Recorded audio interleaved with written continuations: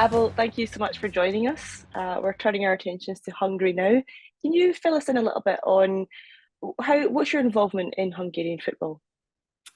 Yeah, so I'm primarily so I'm Hungarian first of all, and then kind of all my life grew up watching it, playing some of it, and then yeah, I also do a lot of the like television work is something that I have done here for I guess 5 years, and then should continue soon, and yeah, I'm like a lot of my writing is in Hungarian, and then like basically it's one of those things that comes with the territory. But although my expertise is more sort of German football and Central European football, especially I mean to be honest with you, it's also this national team um, has because of the just the style and the results.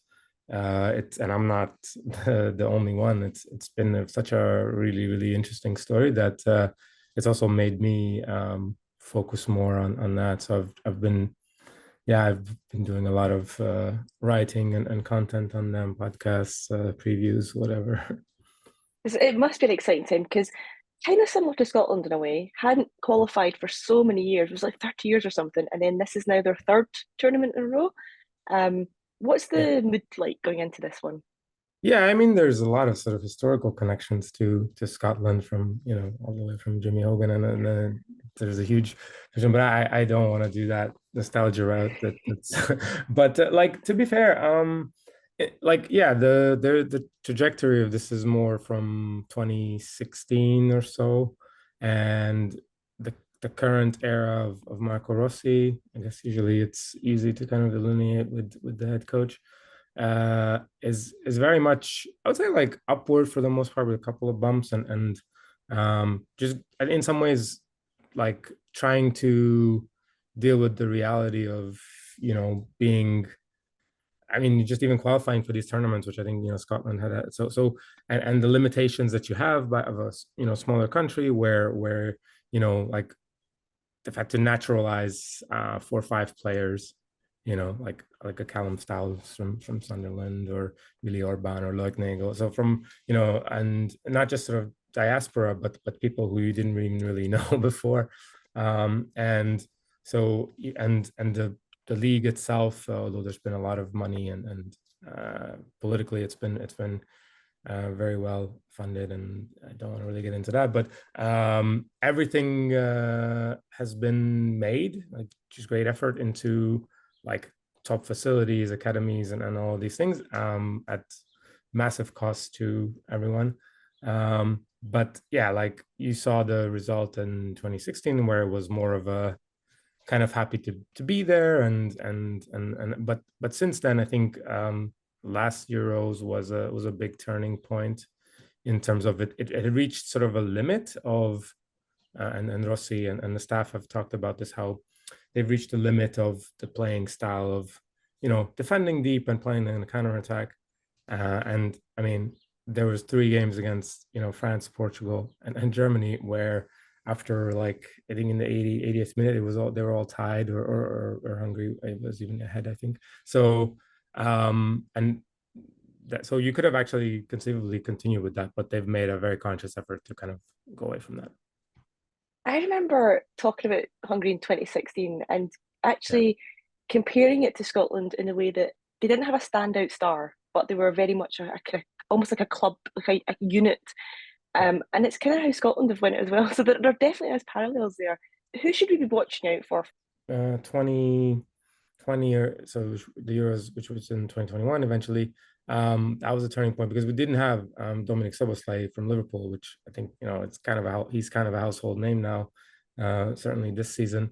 And despite being 24 or 23, so like it's still it's a lot of it. The stylistic change has been how to better utilize him, and they've the coaching staff has made a very conscious effort to go from that style, because one of the things in qualifying is it's really difficult to qualify against say like a Montenegro, or even there's a lot of these sort of similar teams, and you do have to dominate some of those games, because most of the times you'll get like one really tough opponent, like an England, or and then okay, but you do have to show something else. So they've developed and they've used like a lot of blueprints from like Inter.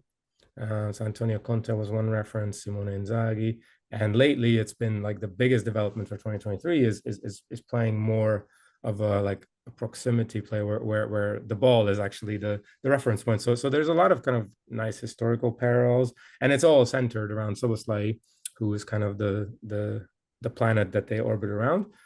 And they still, this is, they're still keeping in mind, there's still a lot of, positional play framework. There's still a lot of defending forward. There's still more high pressing because they want to defend further from their boxes. It's not something you want to be aggressive that way. So it's a much more complete team in that sense, and I think in some ways also it's much more suited to the style because most of the talent is, I would say, like sort of midfield or attacking area. And that's where we have like Roland Chalet, who's at Freiburg now, but he's been kind of linked with the move to England. We have Milos Kerkez, who's at Bournemouth, who's a 20-year-old. So I mean, they're the sort of established talent or young talent, which like obviously wasn't there, say like 3, 4, 5 years ago, is now this qualification. And that's the thing, is this qualification was special in the sense of having that unbeaten streak and qualifying ahead of Serbia, which was a huge accomplishment, and being able to like outplay these teams, which previously even really wasn't the case. So but yeah, it's Soboslai who's kind of the alpha and omega of this team. You mentioned unbeaten streak there. Was it since 2022 you went unbeaten? But But yeah, that ended the other day. and unfortunately, they didn't against Ireland. That late Troy Parrott goal, which I mean, yeah, you sure. It's I mean, in some ways, I guess that you could look at it as fortunate, but or you can look at it as like, It's a okay, good spin. yeah, but yeah, it's I mean, it was more just about. I mean, even that game, I think Hungary showed quite a bit of that style of like really hard pressing for first 20 minutes, and then controlled most of the game. There was a lot of the elements of that sort of relationist proximity play in the 30th minute or so. um and yeah, like second half wasn't that great, but it was like I think they let sort of two chances to Scotland and to Ireland, sorry, and then yeah, like obviously could have defended those better, and that sort of last minute goal, even Marco Rossi talked about how you just can't have that where you have an attacking corner and you kind of neglect some of the responsibilities. I mean, you can maybe do that in the friendly. Hopefully that doesn't happen in the Euros, because those are the kind of mistakes that make the difference. Definitely. What is the kind of expectation then from the fans? Like, what's class as successful in this tournament? Yeah, I mean, I think like in the previous years, there was never really any expectation I mean, just happy to be there, right? And even, I mean, last year was because it was the group of death. So now I think with having sort of won a group to qualify, and that's also a compliment to this team that now you're expected to kind of do well against Scotland or Switzerland. And yeah, you understand that like Germany, obviously, especially now with you and Nagelsmann, it's kind of finding themselves. They'll probably win the group, but they're pretty much like, and even if I look at like most of the statistical models, like they're all predicting sort of a 3 horse race for second place, and obviously you could still uh, qualifying third. So I don't know if there's like an expectation. I think Rossi was also kind of tempering them and saying, look, like we don't have those kind of squads, and he's absolutely right. Like beyond the first 11, there's very little. There's maybe one or two players who play, and that's the thing. Even in the first 11, there's players who haven't really played as much this season in the club teams. So it's not like you can, I mean, I would imagine Scotland has had sort of those kind of problems, and seeing the striker problem, which Hungary miraculously kind of solved. But yeah, so it's one of those where I don't think there's an expectation, and I don't think like there's going to be. I mean, maybe there'll be like slight disappointment if they were to not make it out of the group.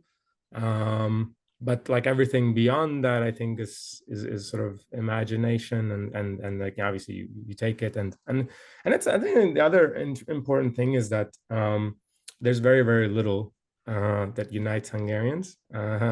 it's just sort of like a, a larger societal thing. And even really football wasn't that way, but this national team is one of the like one of the, I don't know, maybe two things, or maybe it's the only thing where you know, you get people out in the streets, and you know, I mean, that certainly, like in my lifetime, that was very rare. I don't really remember it happening until, I guess, maybe the last couple of Euros, and some of the like qualifying there, or like I think the Iceland game was one where so yeah, it's that there's that element to it. That's really interesting. So I was going to ask, what do the fans, what are they like? What are they going to bring to the tournament? There's definitely, because it's in Germany, there's definitely, like, you know, gonna be a fan base, which there was in France as well, and in previous tournaments as well. So yeah, I mean, even like every single national team game is sells out, you know, and there's stadiums of 60,000 now, and it's in the national stadium, which was you know, sort of rebuilt, and you know, so it's an event, it's a spectacle in that sense, and it's the same in sort of like, you know, people travel to Dublin to go to a friendly, you know, and you know, they're gonna sell out the Israel friendly, which I think is tomorrow. So yeah, even in of course, in, you know, Germany, there's also a lot of Hungarians living there, you know, so there's a big community there. I mean, and I know many of them quite well because of sort of my German football background. Is, you know, we would always get a lot of feedback from them on doing a show, and you can watch, you know, a lot of Hungarian TV. So you know, it's still, you know, the culture is not too dissimilar. You can get around, like everybody kind of can move and drive, and you know, so I'm sure it'll be like a huge event. So and yeah, I mean, I think last Euros was a little bit, there's a little bit more sort of controversy. I think this one, I don't know, I don't really feel that mood, but I'm not sure if I'm the best arbiter of judging these moods. But I feel like there's more of a, like, you know, it's kind of, seems like it's more like a regular tournament, whereas like the previous one, you know, you had like Yeah, COVID and all that stuff. that's definitely what we were thinking as well. It's like the first proper tournament in a while, and the last Yeah, proper tournament as well in a while, because it's just in one country, and it's just yeah, really simple, straightforward, and yeah, not at Christmas exactly. time as well.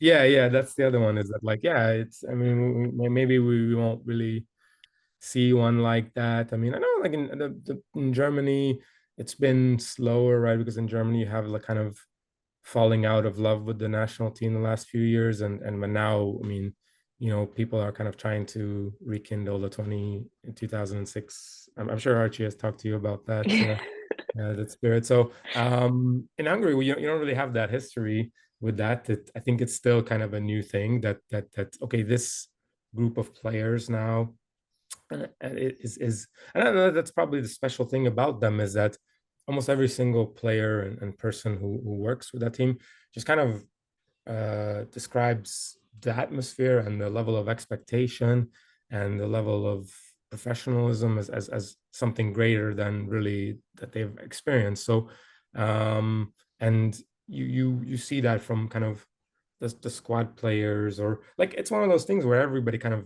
is, not that they're on their best behavior, but they're all like, you know, it's doing these kind of cliches for your country. And but it really is, it's true, despite the fact that you have an Italian coach, and you have, you know, you got like Callum Styles, Loic Nego, Willie Orban, who you know, don't don't have a huge sort of connection originally to the country, and then, you know, most of the stars from the team play, you know, in Germany or Liverpool or various other places. We have a player from who plays in South Korea, so they kind of, you know, MLS as well. So we got, you know, but they, whenever they kind of come together, like just speaking to members of the staff and these kind of things, there's like a different atmosphere, and I think that's important because, like, Hungary in general and Hungarians in general, you know, there's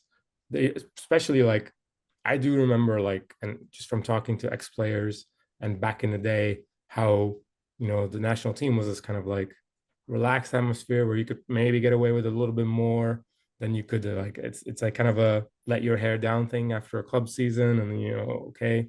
And now it's like they almost want to like raise their level, and they have raised their level, and you see these in like, I mean, the best example for this is like my whole entire life. So I'm 40 years old, watching the Hungarian national team is like this biting your nails of, and I would imagine like Scotland is maybe not this similar in the sense of like the expectation of a painful loss Yep. after the 80th minute.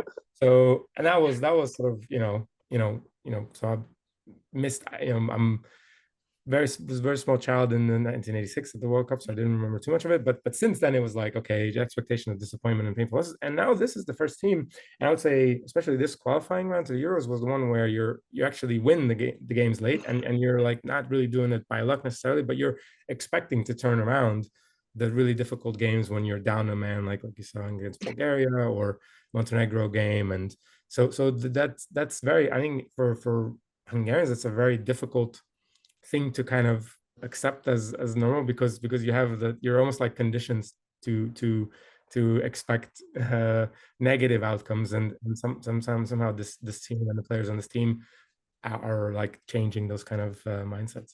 Yeah, I know that feeling all too well.